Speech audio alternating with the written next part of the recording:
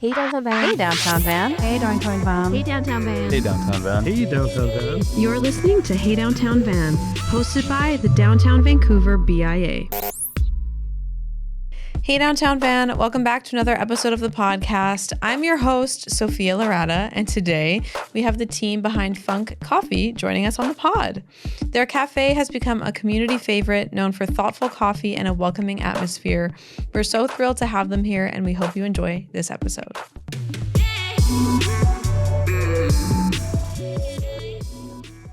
Kurtis, Luis, welcome to the podcast. It's so great to have you both here. Thanks for having us, Sophia. How was the walk over, the 2-minute walk over? Super long. It was, there was a sprinkle of rain. I had to put my hood on my rain jacket. It was just brutal. Oh, man.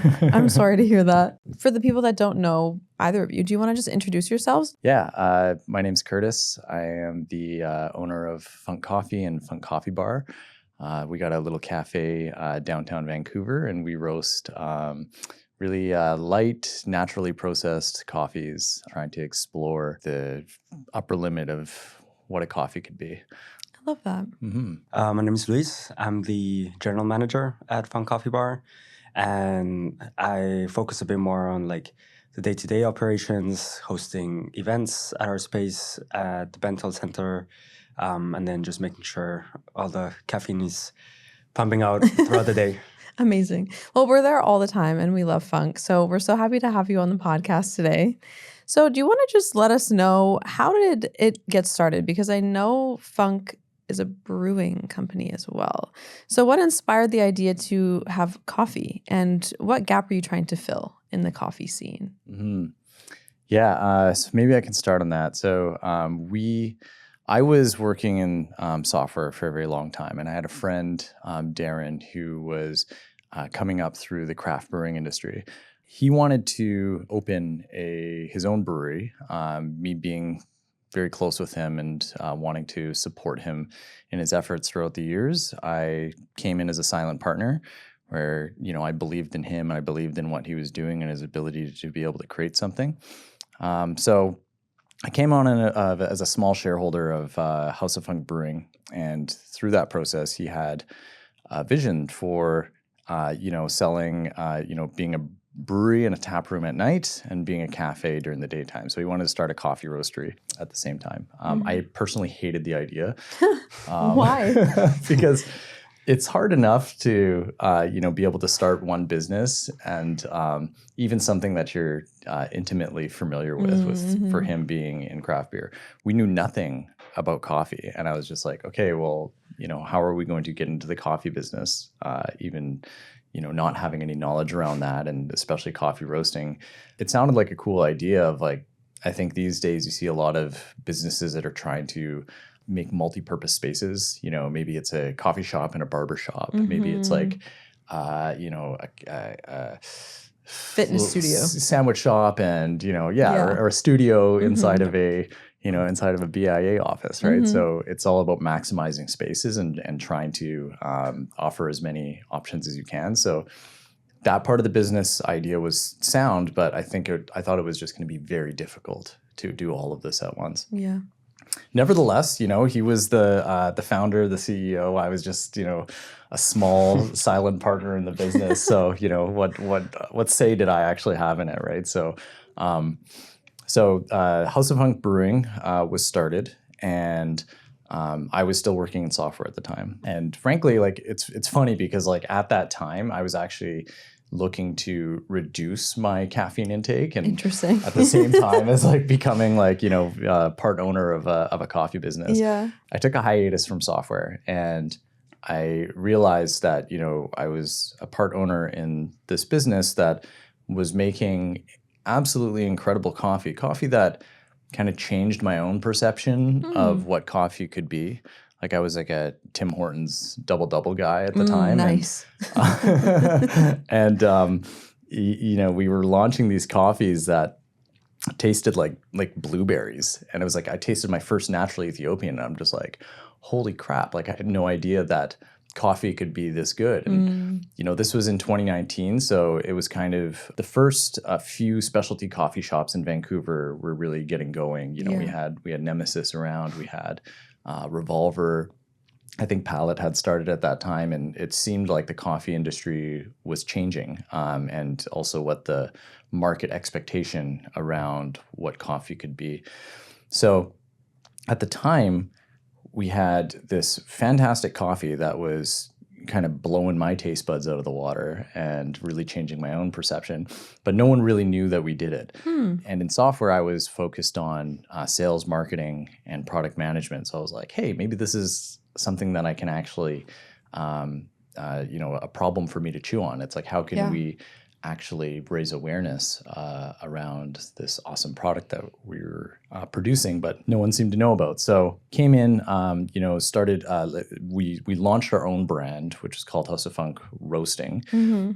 Started, created some like really interesting packaging options that blended the world of that, the fact that we were a brewery as well. So we were packaging our coffee in products that were, or packaging that was geared for the brewery industry. So like little canisters? Yeah, like I the love canisters, them. They're exactly. So cute. Those are actually, they're called crowlers, and they are traditionally used for, like if you go to a brewery, sometimes people would bring growlers with them to fill them up. Yes. But a lot of the times you might forget your growler at home. So in that case, you could use one of these larger cans to be able to get fresh beer, bring that home. And we're like, hey, why don't we put coffee in this? Like it's the integration of the brewery and the coffee roastery, and we can sell our beans in this. It might be confusing for consumers because they've never seen coffee packaged in an aluminum can before. And I think even to this day, people kind of come into the shop and they look at the shelf and they kind of like pick it up and they're like, shake it a little bit. It's like, oh, there's coffee beans. I definitely did that. Yeah, very common thing. And I think it's still something that people are getting used to. But the trade-off is that, when I went into a shop like Revolver and they had 25 different coffees on the shelves, I was trying to figure out, how is it possible for us to be able to stand out? How can we lean into us being House of Funk and come out with funky packaging and borrow from our brewery roots in order to, come up with something that's innovative and new. And in our minds, better as well, because there are benefits to using the packaging that we use. For example, one of the reason why coffee bags are usually sealed is because you're trying to prevent oxidation, which is going to make the product taste stale. Because it's a beer product, they actually have what's called like an oxygen scavenger in it, which pulls any residual oxygen out of the environment, out of the sealed environment that it is, and just puts it in this like little piece of plastic at the top. And so we were finding that the coffee was tasting fresher for longer as long as it wasn't opened. It was an innovation that we wanted to be able to push, which had the benefit of being different and being able to stand out on a very growing, like more so growing, crowded retail shelves of like specialty coffee shops. So got into the business, started, learning about coffee. I was, learning everything that I knew from our head roaster at the time. And she had been, in learning how to roast in Australia, in London, and all these like very well-developed specialty coffee scenes. And she was gracious enough to be able to pass down all of that knowledge for me, so that I could, be able to go out and tell the world about the cool coffee that we're making. So, as time went on, the brewery struggled financially, as a lot of breweries in North America are right now. People are drinking a lot less, and Interesting. especially craft breweries. It's a very crowded market as well. Like it was a complete. In Vancouver, especially, how many craft breweries do we have here, right? Yeah. And, there's only so many beers to drink, and people aren't crushing a 6-pack at home. They might just have one, right? Right. So the business kind of became unsustainable over time. And what we realized is that, the coffee business, it was interesting because the brewery originally bootstrapped the coffee business, where it's like the operations of the brewery were able to support this business that we started, which no one knew about. And slowly over time, that dynamic flipped, where the coffee roastery was seeing lots of growth, and people were learning about our coffee as the brewery was, the sales were decreasing and things were becoming more tough. So just recently we realized that it's like, okay, well, like the brewery's it's currently up for sale. We're trying to recover any type of assets that we can from, what's effectively becoming a failed business. But we wanted to take the part of the business that was seeing growth and kind of separate things out so that it could stand on its own two feet. So that, kind of brings us to the recent rebrand of, instead of being House of Funk Roasting, we're now Funk Coffee. And just kind of, leaning into that and having a brand that speaks to it produces and markets and, showcases what the most innovative coffee producers on the planet have to offer. Mm-hmm. So is the location in North Van still around?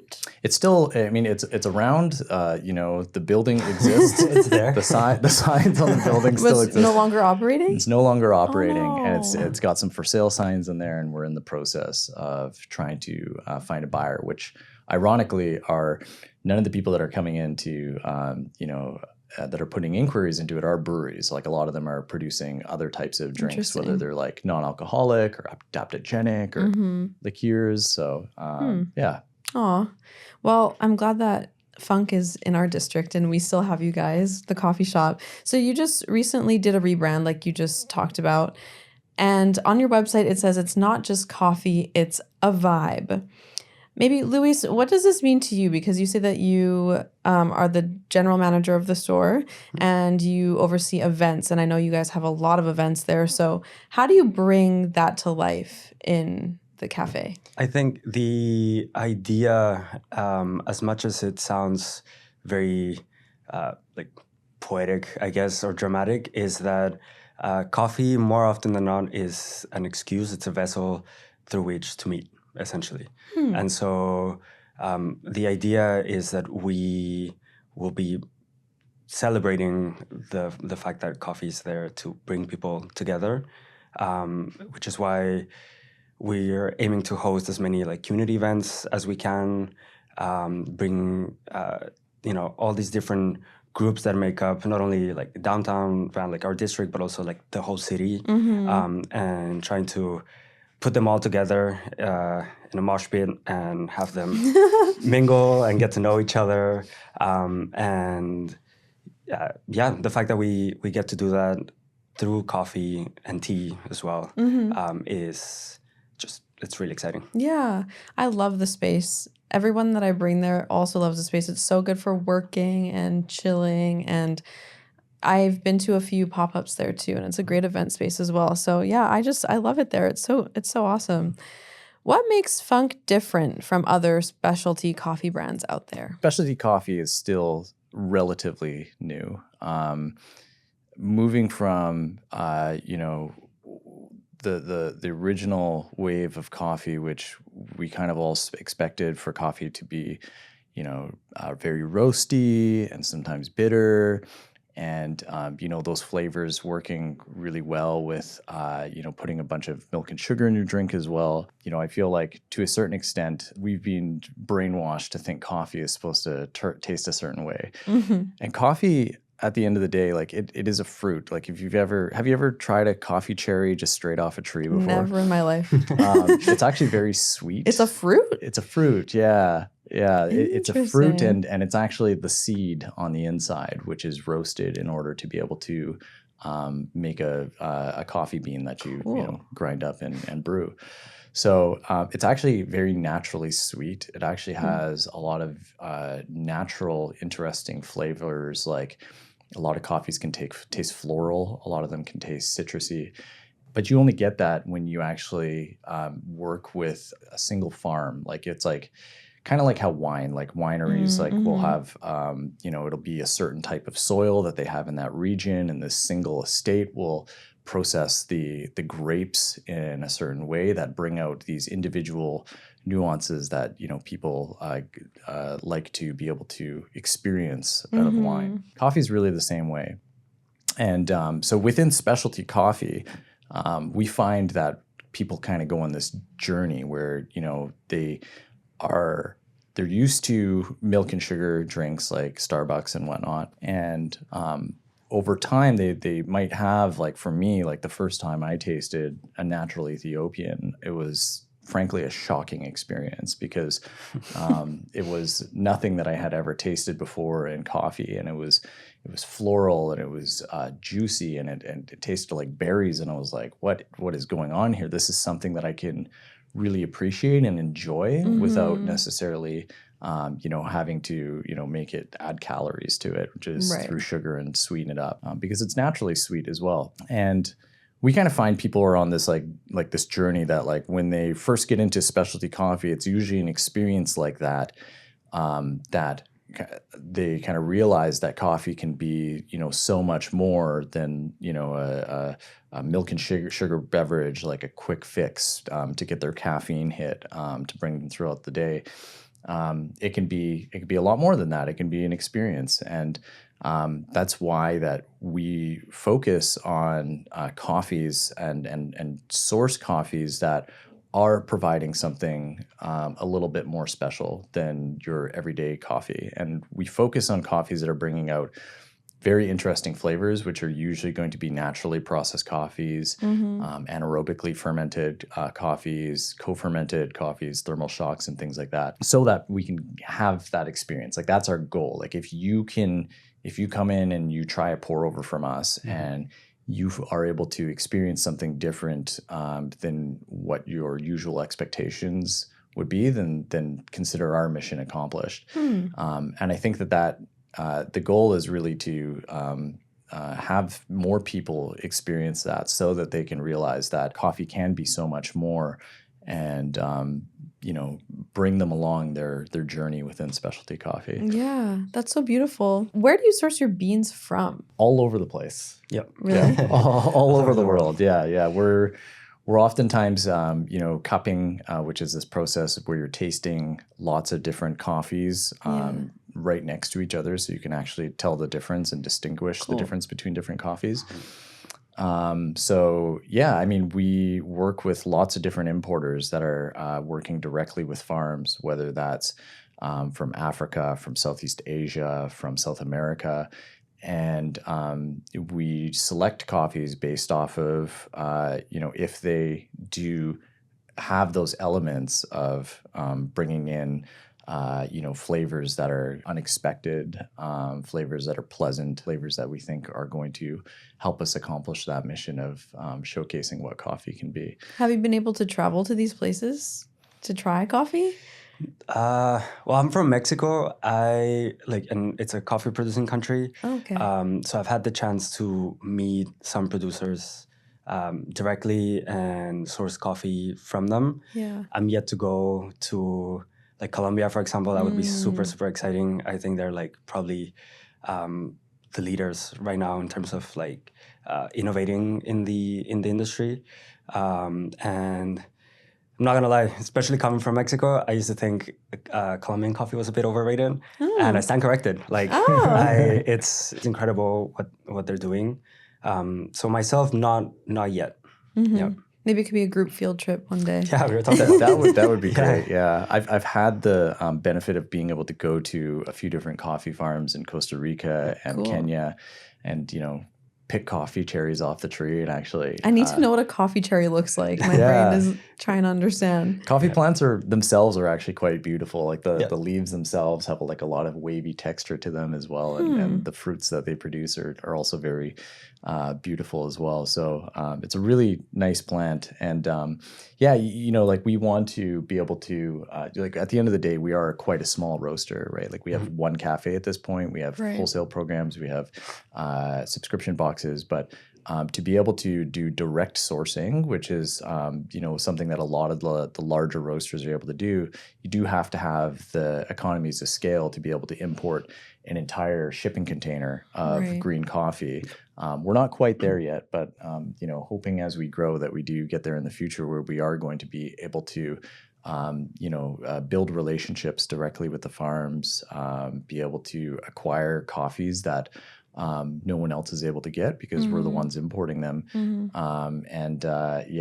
Take field trips down to origin and be able to meet the producers directly. Yeah, that would be such a crazy experience to be able to go there.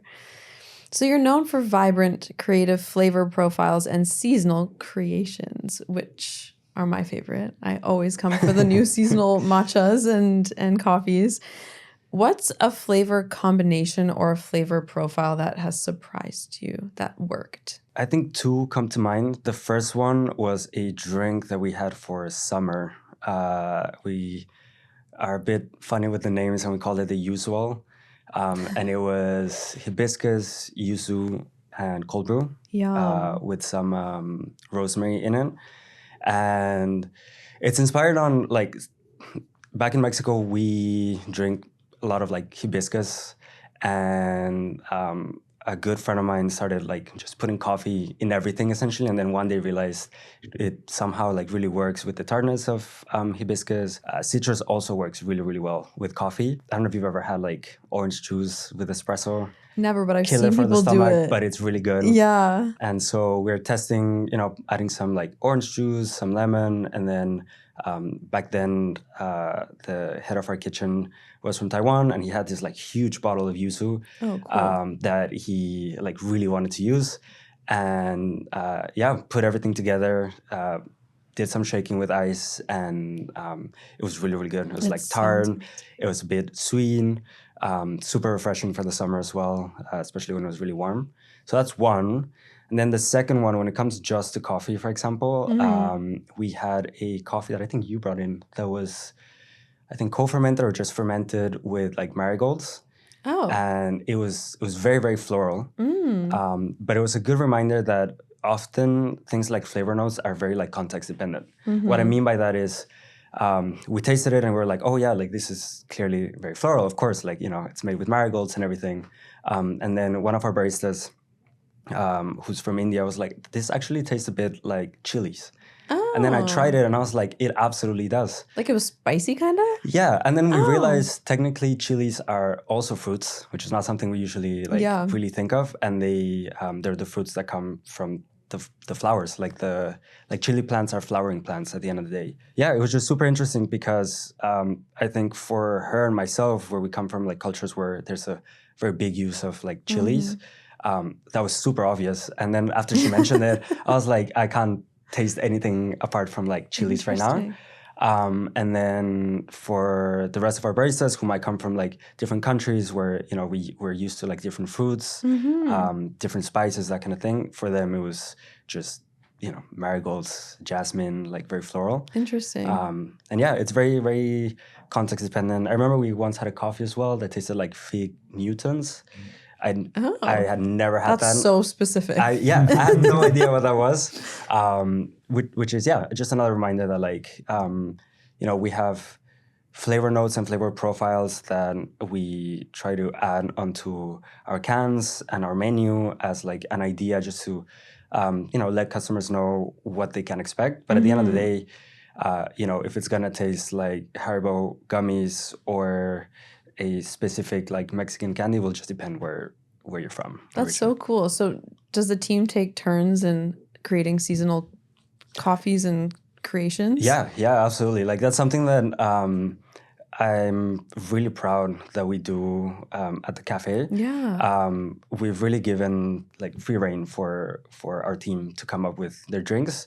Nice. And if you look closely on the menu, whenever we have any new seasonal drinks, it'll usually say like, oh, this was designed by Joss or San or myself. Cute. It's really cool because we have some international members, some like Canadian members, and everyone just brings a bit of everything, depending on like where they're from and what they like, what kind of profiles they like as well. So yeah, pretty much all the drinks that we have are just, made in-house. That's so cool. My favorite one this summer was the lemongrass blueberry matcha. Yeah. I had it probably like every day. It was so good. Bring it back, please. Yeah. If I could just shamelessly promote one more coffee that I'm very excited about. So there's a coffee that we're currently running at the coffee bar called Cut the Cake. Yeah. And I think I had that one. Yeah. Continue. Yeah. What'd you think of it? If it's the one that I'm thinking of, it was delicious. Okay. Yeah. It's something that we're pretty proud of. So we actually, went over to the roastery with the team. We did the cupping process, and there was this one coffee that even before you tasted it, even just smelling the grounds just was just so like, holy crap, this is insane. And so what it is it's a co-fermented with dried bananas, and this is a Colombian coffee. And very interesting because it almost tastes different depending on how the coffee is being served. So as an espresso or as an Americano, you do get a lot of kind of banana aromas off of the coffee itself, but specifically dried bananas, which like oftentimes have like a lot more caramelly sweetness to them. Very sweet, yeah. Yeah. And then when you have it in milk, so as a cortado or a flat white or a latte, it kind of comes out as like a really crappy birthday cake, or like, like one that you get from like, Walmart Safeway. or some Yeah. Safeway, right? It's just that like that icing, that white icing sugar that comes on Delish. it. And the combination of the milk with the coffee itself, that's the experience that you get. And those are, I think it's a great example of the experiences that we're looking to be able to create, right? I think, for someone that comes in, if they have a coffee that's like, oh, this tastes like a birthday cake, are you sure you didn't add like a bunch of icing to sugar to this? It's like, no, this is just how the coffee bean has been produced. So cool. And yeah. I don't think I had that one, but I had one that was like orange flavored. Is that the same one? That might be, was that like, It was like recently? last week. Oh, we did, I guess that would be my plug. I like to add a lot of, like where possible, because it just not necessarily always works. I add some sort of like, Mexican influence into what we do, especially when it comes to drinks. And there's this sweet bread that we eat very often in Mexico for the Day of the Dead. And I've just kind of like really been missing it, especially, with the rainy, cold weather. Yeah. And so I was determined to like do something that tasted like that. So that's probably what you had. We call it like latte muerto. It's got some caramelized milk powder, some orange blossom, and then some like corn husks that we like dried and burned. And Cool. they have this like very like allspice aroma to it. Yeah. And then we just put it all together, and it tastes like the actual sweet bread. I love which is really that. fun. It was so good. It's funny with like, Luis came to me around 2 or 3 weeks ago, and he had this problem of needing to be able to burn dried corn husks and turn them, and so we don't have ventilation in our kitchen to be able to extract smoke like that. Yeah. So he's like, where should I do this? Like, I need to like light these on fire. And I'm just like, I don't know. Just like maybe just take the pot over to the back alley and just like chuck a match in there. And just That's exactly what we why did. we thought there was a fire the other day. yeah. So you got to be creative with the constraints that we're presented with It's to so be able cool, to, though. Especially in the Bento Center, it was fun doing that. So a lot of people like all suited up, like just walking by, and I'm just sitting there with a pot on fire. They're like, oh, just another day. keeping his hands warm and fall, right? Oh, I love that. I love how creative it is there, and how you can have a regular coffee or you can have something that tastes like a Safeway cake, which I love. So tell us about the vibe at your cafe on Dunsmuir. What kind of experience do you want people to have when they walk in? I think I'd say I want people to be energized when they come in.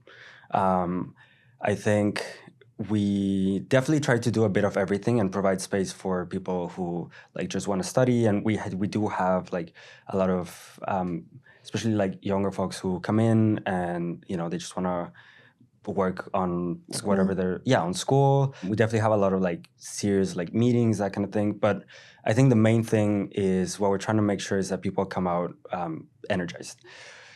Some of that is obviously quite literal, like with coffee, making sure you get just an outstanding cup of coffee that really like lifts you and if you're having a bad day, it makes you feel better. If you're preparing for a meeting or an exam or whatever, just like, makes you feel better. But also when it comes to service, we have a team that's not only like very professional, but also very proud of what they do. And I think that translates into like, at least I hope, a great experience when coming to the bar. And then it's even small stuff like the mural that we have. That's it's very colorful, very bright, and even things like the layout. I think it's very intentional. I understand cafes that opt for a layout that's more sort of like individual, where you sit by yourself with your coffee. But I think we have a lot of shared tables. In fact, there's a single table where a person can sit by themselves, and it's got this like really nice view of like Dunsmuir all the way down.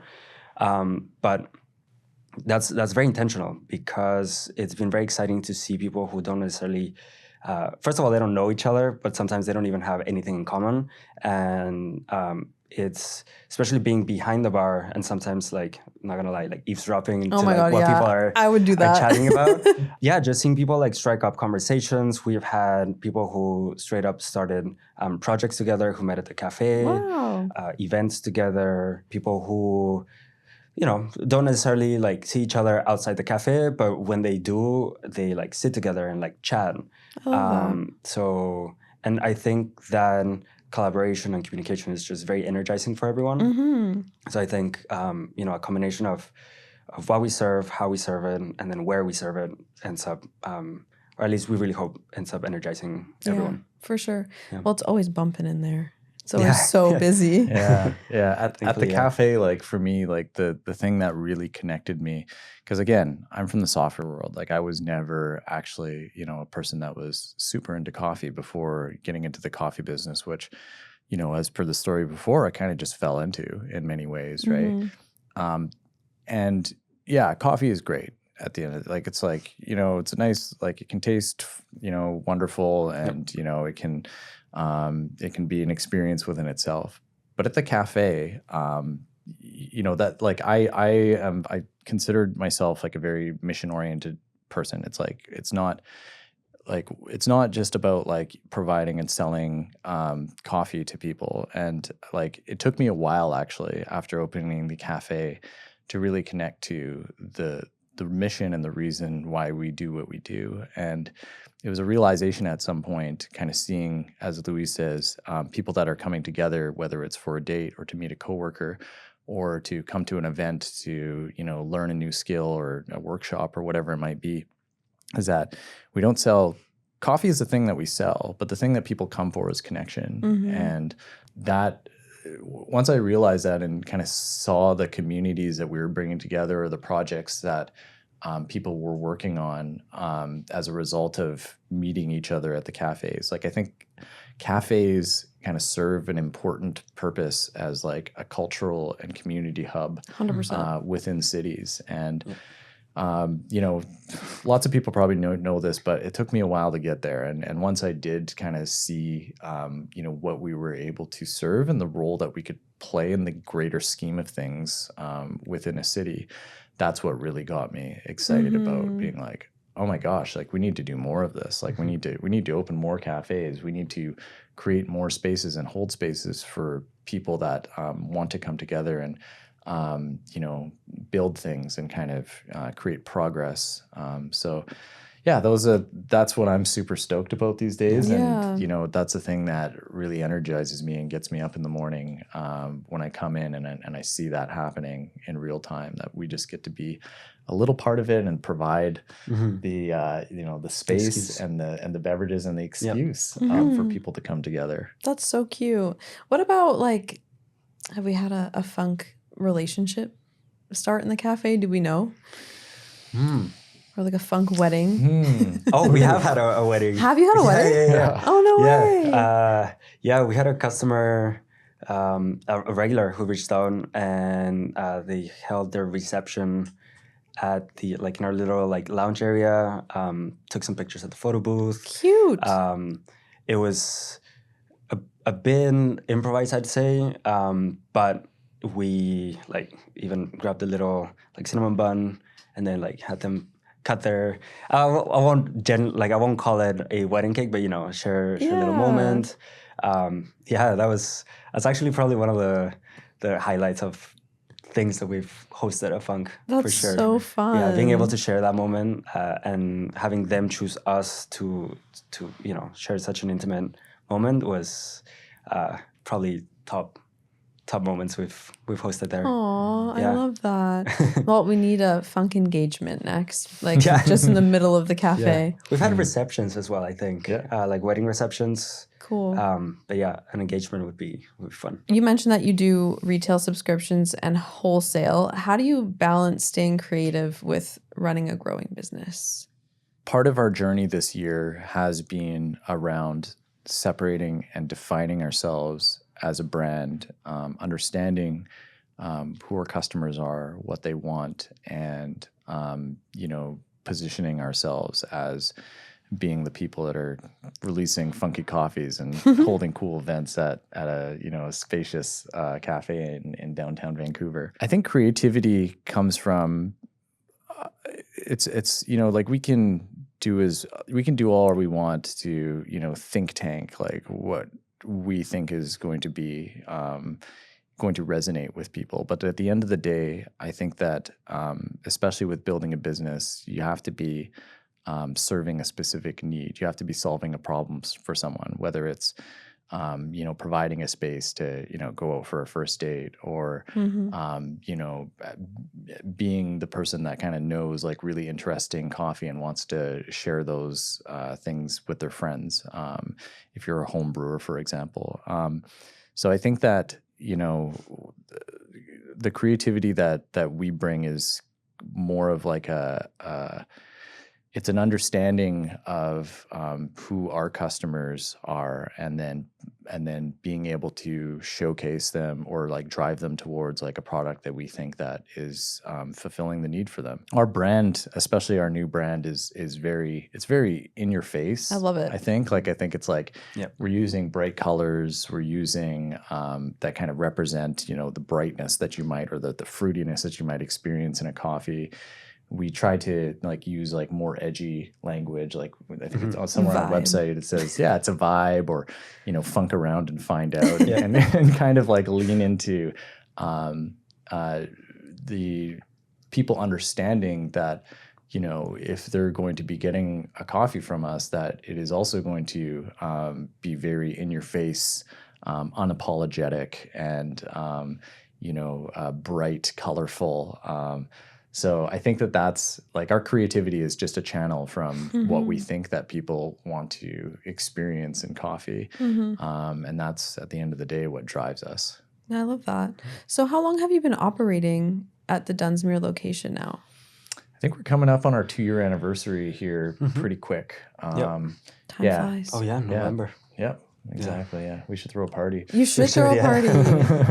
What's been the hardest part about running a business, a small business in general, especially right now in this day and age, but also just downtown Vancouver? I mean, I think I can at least this is my own personal problem. This is something that Luis and I are always working on as leaders within Funk. I think for me personally, I have a tendency to want to take on a lot. And a part of the journey for me as an entrepreneur was, you can only do so much in a day, and really kind of letting go of the creative control and figuring out how to operationalize things where people kind of understand what role that they play within an organization, how they can contribute to the greater mission that we have. So for me, and like I know personally with you, Luis, that like a lot of it has been looking at like all of the things that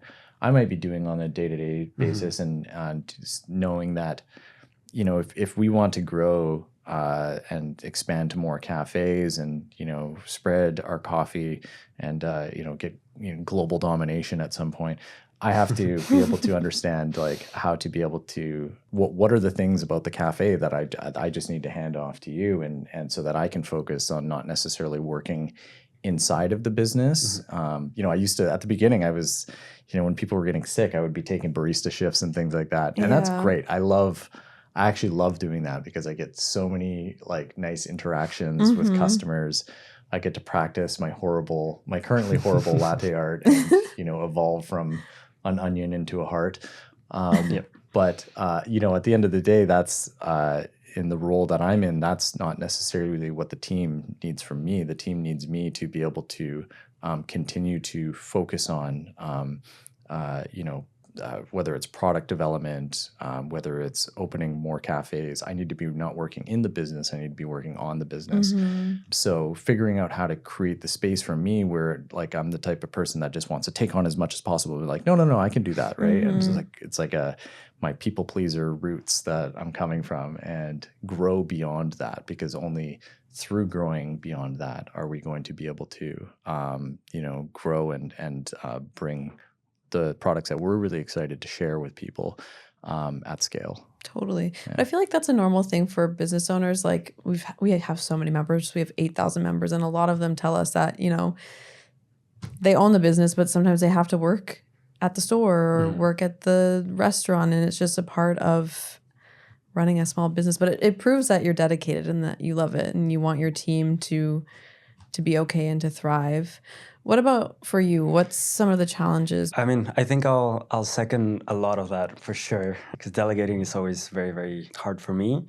But I think in terms of like what we put out there, some of the main challenges have been sort of realizing when we have either pushed too far or just come up with an idea that frankly was not good. Interesting. And then sort of accept that, look at the lessons from that, and then pivot from that. Because I'm really proud and really happy of some of the things we've put out there, especially like on our menu.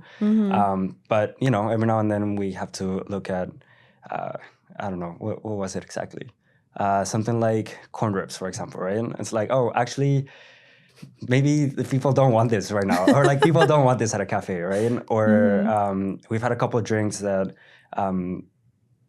someone from our team, including myself, like we're really, really excited about, and then we just see that people aren't really vibing with it, and so we either pull it from the menu or have to keep working on it to like make it better, pivot a little bit. So sort of understanding how far we can push customers, and then also being very cognizant of when, you know, the market or just in general the people are telling you like, actually this isn't really for me. Right. So and then taking those lessons and coming up with something new, essentially. It's all about trial and error, right? Yeah. What's that saying? Is you have to fall forward and hard? Or, I don't know. Something like that. That should be, You know if what I'm that's not saying? the saying, that's what it should be. Well, it is now. What's next for Funk Coffee? Any new projects, products? What's going on that you're excited about? Yeah, so I'll speak about it almost as, because we do have like two separate businesses, which frankly I think has two separate sets of customers. We have our roastery and our e-commerce, where we're selling our beans online to direct to retail or to wholesale customers, and then we have the cafe itself. So, you know, we just got through this big rebrand project a couple of months ago, and the point of that was really to be able to tighten up a lot of the things which, you know, might have been confusing. I'll give you an example. To purchase our coffee as e-commerce, you used to go to the brewery's website, and then you would log in, and you purchase the coffees that you want, but then the brewery's website didn't really sell any beer. And like we were, it didn't really have much about like who we are, right? So we had to tighten up a lot of things. We had to understand who we were, what we cared about, and what direction we wanted to go before starting the process of looking at how to expand. So from the coffee roasting side of the business, the thing that we're focused on is the home baristas that like want to be able to brew, like just be able to tap into and kind of experience the forefront of what coffee producers are creating and how they're processing their coffees at origin. And that's one specific niche, versus within the cafe side of the business, Funk Coffee Bar. We want to create more of these spaces where people can come together, for whatever reason, whether it's to work on a project, whether it's to go on a date. and we want to expand and grow to more locations. And right now we're evaluating, where we actually want to be able to open up a couple or more cafes. Our hope is that we open 2 more Funk Coffee bars within the next year. Nice. And I think that we've kind of tapped into something at our current cafe in the Bentel Centers that is really resonating with people. Yeah. And so now we want to be able to create more of those spaces for people. That's really exciting. Yeah. What about for the shop? I think right now we're gearing up towards our busier season. And that means there's a lot of community events that I'm really looking forward to and really excited. We're going to have like a coloring book club, hopefully another like book exchange as well. And then we've partnered with Seasons Thrift to host like now consistently and like regularly hold the thrift pop-up for the next couple of weeks. That for sure. Some of the new releases from the roastery, I think I'm like really excited about. We just got some new coffees that we're trying and are like really, really fun. And probably developing drinks for the holiday season as well, for winter. I look at what we did last year and then either bring some of those back or just come up with something new. I can't wait. Yeah. I'm so excited. Okay, fun rapid fire questions. What's your go-to coffee order? We'll start with you. Yeah, I mean, I typically drink espresso. And for me, espresso, it's because it's such a strong flavor. It's I almost need to calibrate my taste buds to be able to have that. Like it's similar to like drinking like straight whiskey or like straight Yeah. tequila. It's like if you really want, because it's such like a powerful combinations of flavors on your palate, that you almost have to keep it calibrated to be able to not just blow it out every time you're drinking it. And my goal is like, it's been a journey for me with espresso of being able to taste it, being able to know whether or not it's tasting a little bit too sour or a little bit too bitter, and what's the body that I'm looking for when I'm tasting an espresso. So typically it's also a challenging thing. It's like one of the harder skills to learn as a barista is to be able to taste espresso, know what you like, know what you is going to work really well in like a milk-based drink,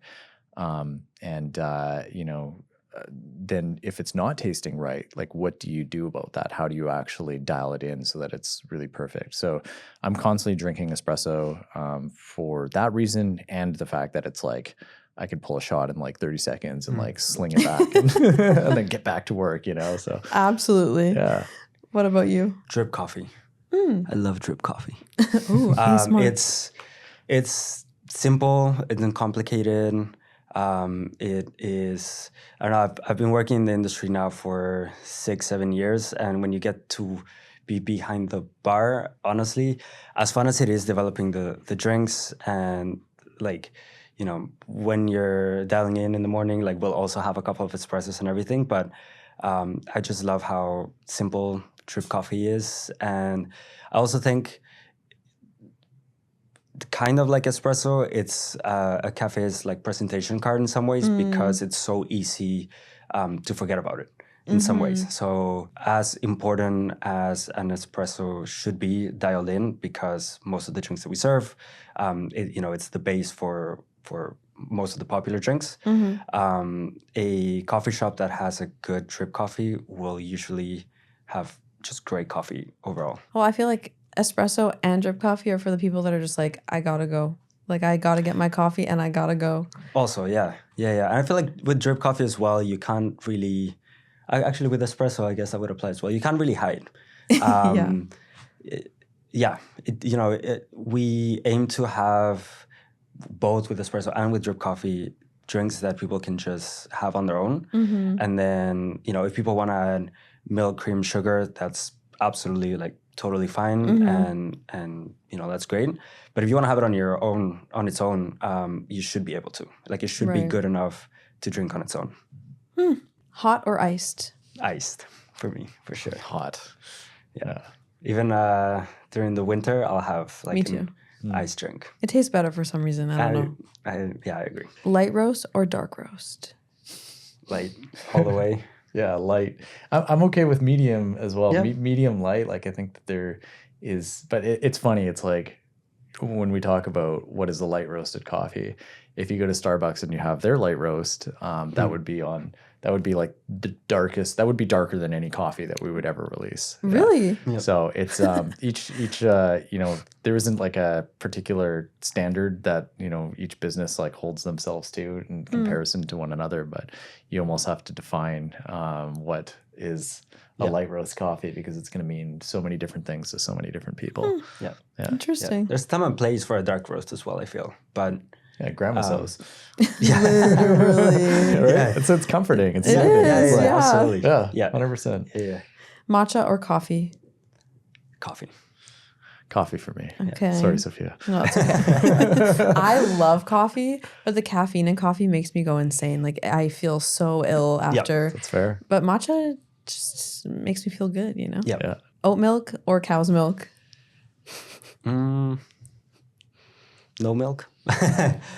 Yeah. No milk for me too. I mean, like it's funny. Like I'm lactose intolerant, so it's difficult for me to have milk-based drinks. And then I find like oat milk, they have like a lot of things that I try to avoid in my diet, such as canola oil and whatnot. So it's hard for me to find an option in milk-based drinks that is working for me. So I just drink it black. That just made like a light bulb go off in my head about the canola oil in the oat milk. Okay. Yep.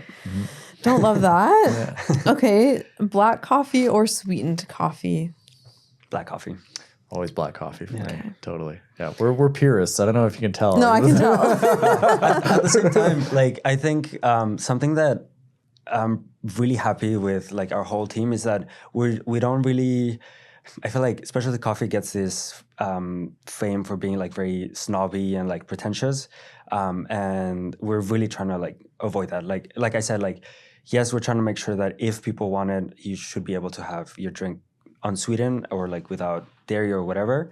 But all the power to whoever wants to add 3 Splendas and a milk. Yeah. Period. So There's cafes around that they won't have sugar available for their customers because they're like, no, that's not how this should be experienced. And we're not going to be like again, like with the realization that at the cafe that we're not like coffee. We sell coffee, sure, but like the real thing that we're selling is connection. And if that's what you want in your coffee and that's kind of what vibes with you, it's a subjective experience at the end of the day. Like I know that we might be like, purists on the side of like, no, light roast only. But like if dark roast is what you enjoy and what you like, then like who are we to tell you that that's not the thing that you should be having when you're, hanging out with your friends and family. Absolutely. And at the end of the day, like in the cafe, like it's just coffee. Like let's not let's that not serious. We're not it's reinventing the wheel let's here. not take ourselves too seriously here. Yeah. Let's realize that this is kind of the conduit that just for connection that we're serving in the cafe. And we're not gonna sit on our high horses and tell you what you should like. There's plenty of places that do that already. I went somewhere that didn't have decaf coffee, and I was like, Yeah. Well, I guess I'll just have water then. yeah, but I guess I'll just walk away now. Mocha pot or espresso machine? I have a mocha pot at home, but espresso machine. Yeah. Yeah, I mean, like, I guess for me, I've definitely done a lot of experimenting with mocha pots, and it is difficult to control the variables that you need to be able to extract the coffee. And I usually find it tastes slightly different every single time I brew. So Yeah, for sure. with espresso, being able to control the temperature, being able to control, the pressure that it's actually coming through, then it's a much more precise method of brewing for me. Yeah. The mocha pot for me is so nostalgic. It reminds me of my Nona's house and having coffee at like 9 p.m. Yeah. After dinner. Yep. Yeah. Morning rush or afternoon chill vibes? I think morning rush makes the morning go by really, really quick. Yeah. Yeah. I like the afternoons. Afternoon vibes. I like the afternoons. Yeah, it feels like that's the time where most people are coming to kind of hang out and are really embodying, the mission of the space that we want to serve, as opposed to like morning rush is going to be definitely people that are like in and out. Yeah, 100%. Yeah. This one is really important to me. Ambient music or popular songs, top 40 Spotify playlists. I'm very allergic to pop. Yeah. Ambient music. Yeah. Really? Ambient music for sure. I think that for me, like, it's again the coffee that we're trying to serve is trying to showcase like the boundaries of what coffee could potentially be and surprise people. And same thing, a lot of the times in the music that we want to curate for the environment, we don't want to play something that you've necessarily heard before or heard on the radio on the way in. We want to try and introduce you to, what the most experimental artists around the world are having to offer. And, we get really stoked when people are like, that we have like some niche artist that like only has like 1,000 views on Spotify, and like they come in and they say like, oh my God, like I can't believe you know this. Or like, like we want to expand our own music taste too. That's cool. Yeah. I get very distracted by music. So if I hear a song that I like, if I'm working on something, I can't work. That's also true. Yeah. It's fun knowing like realizing who is on the like the speakers when you come in. It's so interesting because like even within the team, everyone has such different tastes, and we're always we do this thing where we like vibe check each other. It's fun because it really is about the vibe. Sometimes I'm in coffee shops and I'm like, I feel like I'm gonna cry. Like, why am I so sad right now? Which I don't love that vibe at a coffee shop. Latte art or no latte art?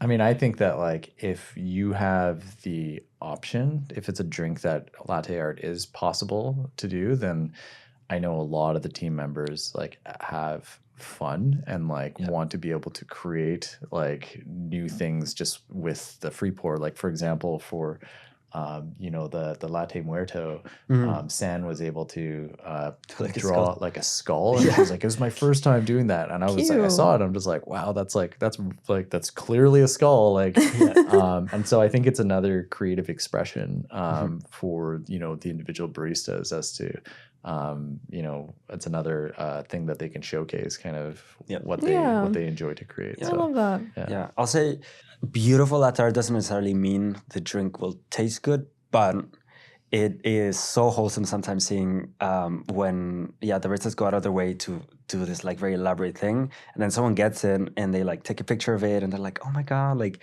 this is so beautiful, amazing. We have the baristas sometimes like straight up taking requests and trying like new stuff. So I think that little extra that can like brighten someone's day is absolutely worth it.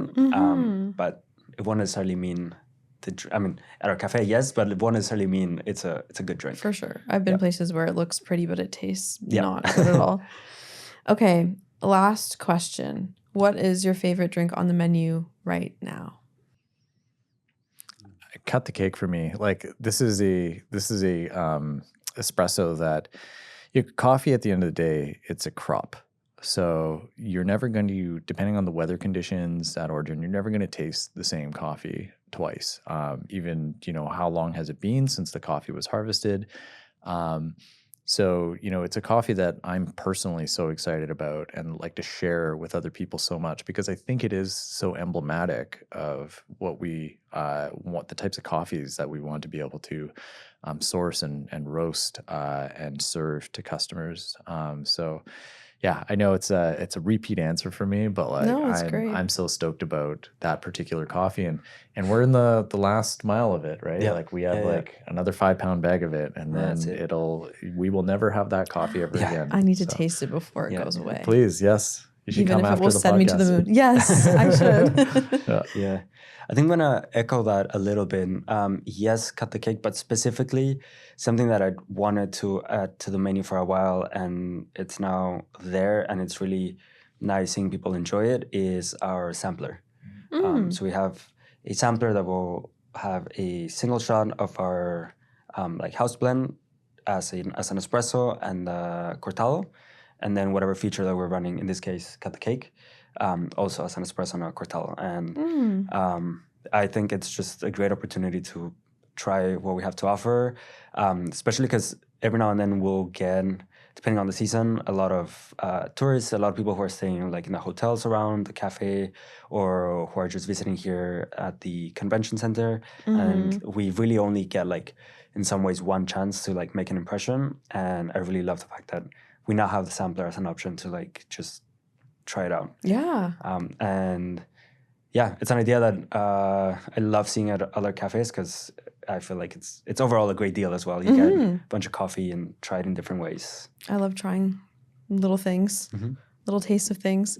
Well, thank you both so much for coming on. Where can people visit Funk or order from Funk or find you online? Yeah, you can find us online at funk.coffee. So yes, .coffee is a domain that you can visit. It's funny, like now that really like .com, but it's .coffee? That's right. Yeah. And it's funny because Love there's that. a lot of websites that are still catching up that like when I use my business email, which is like Kurtis@funk.coffee, that they won't accept it. They'll be like, please use a real email address. I'm like, it is a real email address. What are you talking about? Catch up. So you can find us online there. We post a lot on Instagram at funk.coffee_ and at Funk Coffee Bar. And you can visit us in our cafe in just outside of the Burrard Street SkyTrain station in the plaza below the Bentall Center Towers. So Amazing. Yeah. Well, I'll be there probably every day this week. Please. we will see. We love seeing you there. Oh, thank you. Thank you so much for coming. Thank for you. having us. Thank you for listening to Hey Downtown Van. We really hope you enjoyed today's episode with the team at Funk Coffee. If you'd like to learn more about our organization and all that we do, you can visit our website, dtvan.ca, or follow along with the podcast at Hey Downtown Van.